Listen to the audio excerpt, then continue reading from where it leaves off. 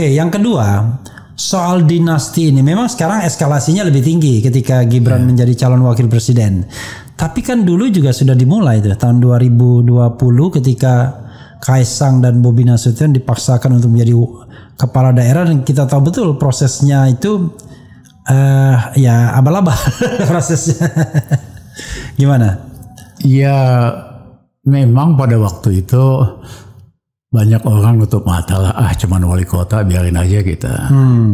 Tidak menyangka bahwa akhirnya ini memang dipersiapkan. Si Bobi mau jadi gubernur, si Kaisang mau jadi wali kota di Depok, satu lagi mau jadi wakil presiden. Mereka mempermainkan Republik Indonesia ini, masalahnya sangat kompleks. Penduduknya 270 juta, dijadikan mainan, dijadikan eksperimen, ya kan? Anak-anak Jokowi yang abal-abal, ya tidak punya leadership, tidak punya kecerdasan cukup, tidak punya track record.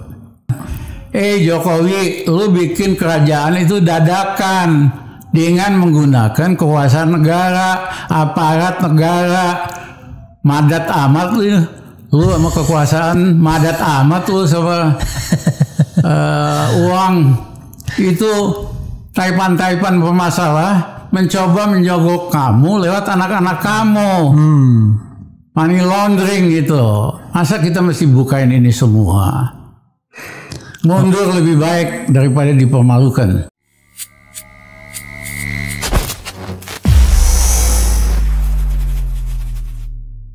Assalamualaikum warahmatullahi wabarakatuh. Sebenarnya begini, sebenarnya persoalan itu dari A sampai Z sudah dikemukakan oleh kawan-kawan saya semuanya. Kesimpulan saya ya keterlaluan. Keterlaluan kalau kita tidak jatuhkan, ya kan? Saya lebih suka pakai kata turunkan ya, kalau maksulkan kan bagi rakyat itu awang-awang sedikit. Jadi kalau saya pertama sekali mengetahui ijazah Jokowi itu palsu, saya sudah lama tuh, saya sudah lama mengetahui. Seorang Bambang Tri Mulyono tembak kepala saya kalau ijazah Jokowi tidak palsu. Kenapa? Ini seorang wartawan ketangkap bukan karena ijazah palsu ya. Dia ketangkap ditahan sekarang bukan karena ijazah palsunya, tapi ya, dengan persoalan lain dicari delik-delik yang yang ngada-ngada. Saya menganggap Bambang Tri seorang pahlawan bagi saya. Dia yang berani tembak kepala saya kalau ijazah Jokowi ini tidak palsu. Akhirnya kesimpulan ini, situasi objektif sudah harus berubah. Sekarang kita, kekuatan subjektif kita, itu yang dituntut dari Uda Hilman tadi. Jadi kondisi objektif sudah ya, nggak ada lagi persoalan, harus kita maksulkan, harus kita turunkan, lebih enak Pak ini, tidak saya lengserkan enak. Jadi begitu ya rasanya. Saya sih kesimpulan saya udah begitu aja. Jadi situasi objektif sudah harus diturunkan, tapi kekuatan subjektif kita yang kadang-kadang teriak-teriak di grup PA doang itu. Mari kita sama-sama demi bangsa ya, demi panggilan yang saya anggap ini ibadah kok. Ya. Terima kasih. Wassalamualaikum warahmatullahi wabarakatuh. Terima kasih ya. Ya, kita memang saling menguatkan sebetulnya. Keyakinan sudah sama, frekuensinya sudah sama. Kang Dini, Ibu tadi mau bicara, silakan. Boleh. Mau di sini silakan. Di depan.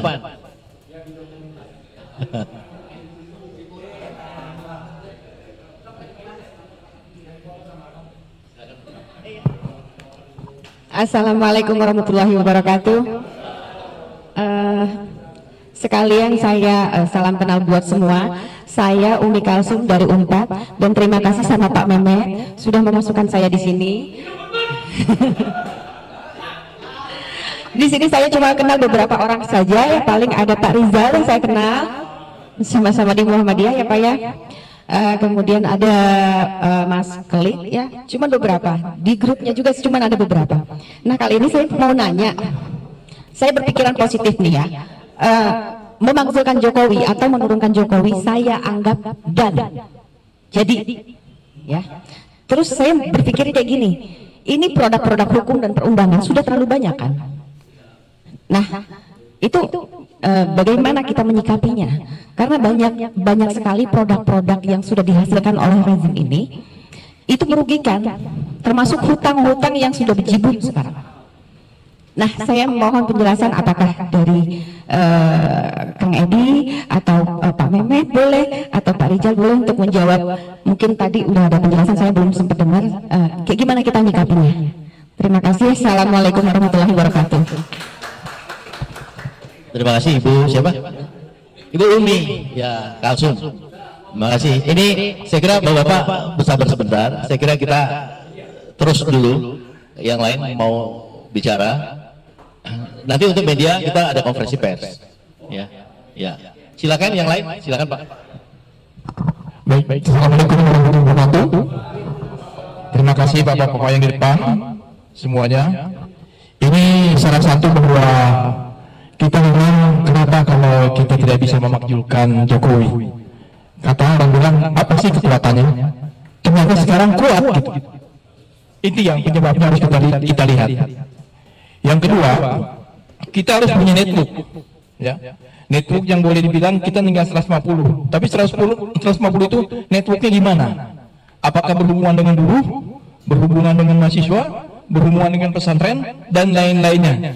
Karena tahun 98 itu hampir semua masyarakat datang ke gedung DPR dan MPR tanpa terkecuali. Nah, sekarang gaya-gaya ini sudah diperkuat karena mereka ini rezim sudah melihat kondisinya bahwa harus diperkuat di Departemen Dalam Negeri, diperkuat di A, B, C, D, sehingga gaya-gaya atau langkah-langkah yang kita lakukan itu fatal, susah. Nah tadi saya tidak setuju kalau kita nanti istilahnya golput ya, jangan.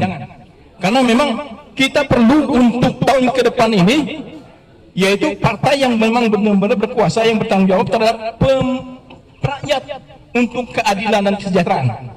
Jadi saya harapkan di sini mungkin yang di depan ini lebih berkuat, lebih tahu lagi bagaimana caranya untuk hal-hal itu.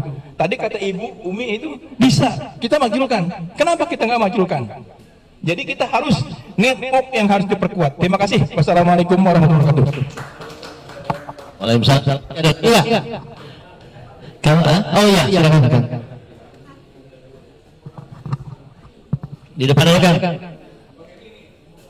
Ya, sebagai media satu di 100 ngomong ya. Ya. Ya.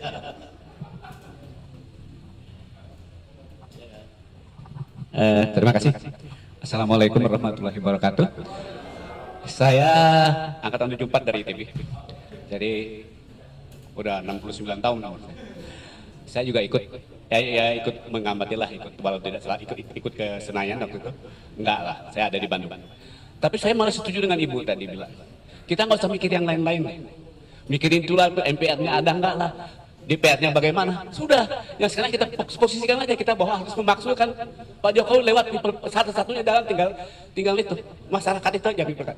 Yang lain sudah nggak bisa apa-apa. Lihat aja semua orang mau apa sekarang kita? Mau polisi, mau tentara, mau apa? Semua udah nggak bisa kita pegang gitu. Salah satunya yang kita bisa lakukan itu adalah bahwa kita itu harus ya itulah dengan masyarakat. Jadi kita nggak usah banyak ngomong lagi. Teori-teori itu udah nggak ada. Itu kita udah nggak jalan lagi lah teori-teori itu. Benar gitu. Kita nggak punya di DPR, nggak punya di MPR. Itu udah memang iya kita tahu segala macam juga itu. Mungkin salah satu itu tadi. Saya senang tadi ada harapan dari Ibu tadi. Tadi yang Bapak ngomong kita harus begini kan. Terlalu tapi Ibu siapa nama tadi? Ibu yang cantik namanya. Ibu Kasum. Udah cantik ibunya ngomongnya juga enak gitu. Jadi maksud saya ya gitulah gitu. Jadi kita udah tekatkan aja bulatkan aja bahwa kita tujuan satu-satunya bahwa kita harus memakzulkan Jokowi sebelum 14 Februari nah, kalau bisa lebih enak gitu.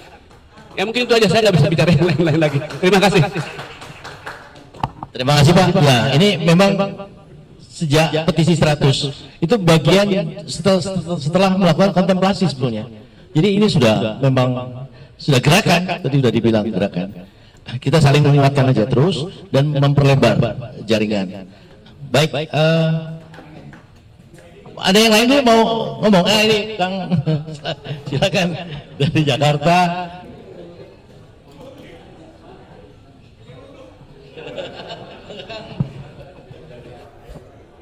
Assalamualaikum warahmatullahi wabarakatuh.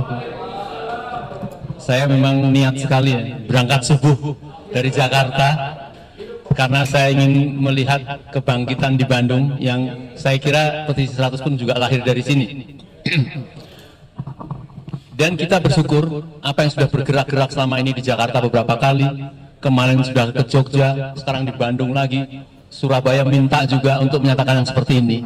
Tetapi bahkan ada seorang aktivis perempuan kemarin yang sudah bosan dengan seperti ini, kami minta dipimpin untuk segera menunjuk Pak Tiasno Sudarto, Pak tolong kami dipimpin, nyebut Pak Edi juga diminta pokoknya kami dipimpin.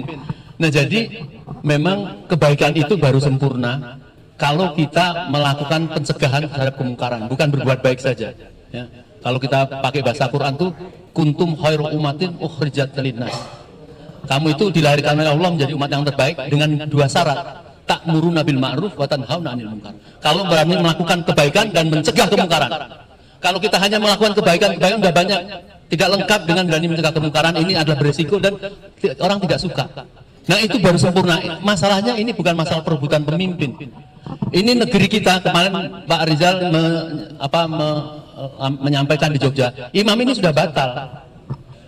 Kalau imam batal, kita tidak tarik mundur, kita ini jadi batal semua, kita berdosa semua. Ini harus segera dilakukan untuk kebaikan. Jadi sekarang adanya rame-rame don cawe-cawe Jokowi untuk Pilpres ini ada persyaratan sangat penting sekali.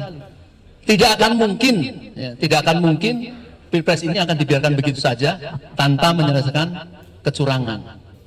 Nah, kecurangan ini kalau Jokowi mau menghilangkan kecurangan-kecurangan nggak apa-apa. Tetapi orang tidak percaya kalau orang Jawa mengatakan ada watak dan ada watuk. Kalau watak itu tidak bisa disembuhkan, kalau watuk bisa disembuhkan. Nah ini sudah watak. Jadi memang harus segera diturunkan dan harus segera bergerak. Justru kalau bisa sebelum dilakukan Pilpres supaya terjadi perubahan kepemimpinan ya. Kita tidak ingin mencampur adukan antara apakah digulingkan kemudian membuat baru, tapi kita bisa juga semua antara rakyat yang berharap penggantian presiden ataupun yang oposisi yang salah satu pemimpinnya ada Bang Rizal. Ini memang harus bercita-cita sama untuk menyelamatkan negeri. Dan kalau tidak, memang kita melihat ya kisi-kisinya bahwa kalau ini sampai dibiarkan ya kepemimpinan ini dipegang oleh Bapak Mr. Jokowi ini, maka Indonesia hancur, Indonesia bubar. Itu yang menurut kecurigaan dari para jenderal pemimpin-pemimpin kita. Billahi taufiq wal hidayah. Assalamualaikum warahmatullahi wabarakatuh.